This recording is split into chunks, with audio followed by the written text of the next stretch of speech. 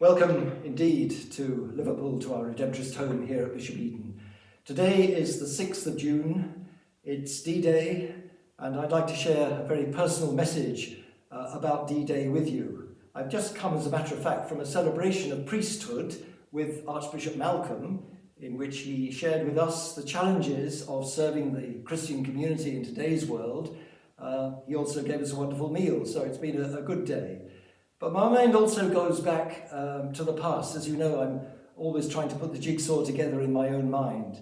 And I'd like to just share a thought with you about one of our priests who was a naval chaplain during the Second World War. His name was Fr Gerry Costello. Some of you may have known him. He was born down the road here in 1913 in Crosby. He joined the Redemptorists as a very young man because he took his first vows in 1930. And it was to mark his golden jubilee of profession as a Redemptorist that his then rector, Father Chris Gaffney, who was a great friend of mine, suggested that I join them for a trip to northern France so that he could retrace his steps after D-Day. And it was a most wonderful experience. It was a very emotional experience for Father Gerry, but it opened my eyes once again to the horror of war, or I suppose I say once again, but in a very special way. I've spoken to you about the fact that my father fought in the First World War, but I do have great admiration for the courage of those who fought that we might live as freely as we have done. And I do have a great sense of gratitude. The chaplains, of course, went in unarmed. They were there to support the men spiritually and in whatever other way they could, and they did. I think they were stretcher bearers and all that kind of thing. Father Gerry was an intriguing man. I'd known him since I was a boy in Clapham, and I got to know him obviously much better as the years went by. And indeed, I was his rector when he died at the age of 91 in 2005. Father Gerry, fortunately, was looked after those last few days of his life by the sisters whom he loved, the Daughters of the Cross, down in their hospital in Hazelmere. But going back to his story, as I say, he joined up as so many people did. We had a number of chaplains, both in the First and the Second World War, in the Redemptorists, and their story has been written up by one of our former students, Chris Reynolds, and we're very grateful for that. In Gerry's case, as I say, we went back to the Normandy beaches. I've actually got a photograph of him here. They landed on Juno Beach with the Canadians. I don't know whether you can see this. The sun's kind of coming through a little bit, so it mightn't be... Oh, gosh, let's have another go. There he is. Can you see him? I'm sorry about the dots there, but there we are. Those of you who might recognize him, standing, as I say, by the War Memorial. We got a few other photographs, but our camera work wasn't that brilliant in those days, I'm afraid, so forgive me. But anyway, there were some wonderful moments during that trip. In my entry in my diary, I just mentioned that we were there from the 14th to the 19th of September 1980, and I wrote the names of a few places down: Saint-Aubin-sur-Mer, which is the town near Juno Beach, Honfleur, Yvetot, Dunkirk, Bruges, and Brussels. One of the most memorable moments that I will always recall was when we were moving east and we got to this town, and Father Gerry got very animated. He said, I remember this was the town which I liberated almost single-handedly.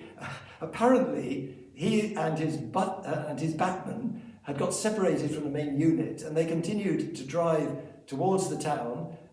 It seems that the Germans were already fleeing out of the other side of the town, and so when they drove in, they were the first of the Allied troops that the natives or the residents saw. They came out onto the streets and they garlanded them and gave them a hero's welcome.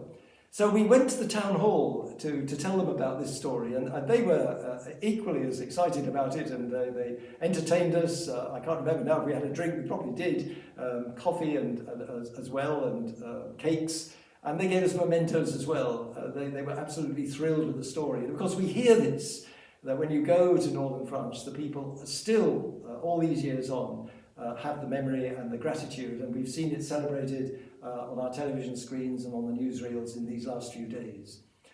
One of the interviews I did here was very moving. There was this veteran who'd gone back, and he said, as he reflected, he said, I think many times in my life of all those who didn't come back with me. The figures are quite horrendous, weren't they, of the loss of life. But he also said, I also think of the Germans who lost their life and the civilians, the French civilians. He said, war is just ridiculous, isn't it? But there it is. And I thought in those few words he summed it all up. We look at the absurdity of what is going on in the world around us again today, and the absurdity of history, of human beings fighting it out. And yet we know how easily it happens.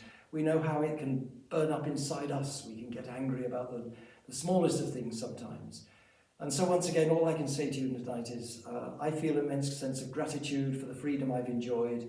I'm sure for those of you who feel likewise, you would want to join me in thanking God for the bravery of those who went before us. But let's tonight pray again and never give up, praying for peace in our troubled world, begging the prayers of our Blessed Lady and of all our patron saints, and remembering as we see the crucifix behind me, that there we have it summed up, as the Archbishop reminded us today, that Jesus himself cried out, Father, why have you deserted me?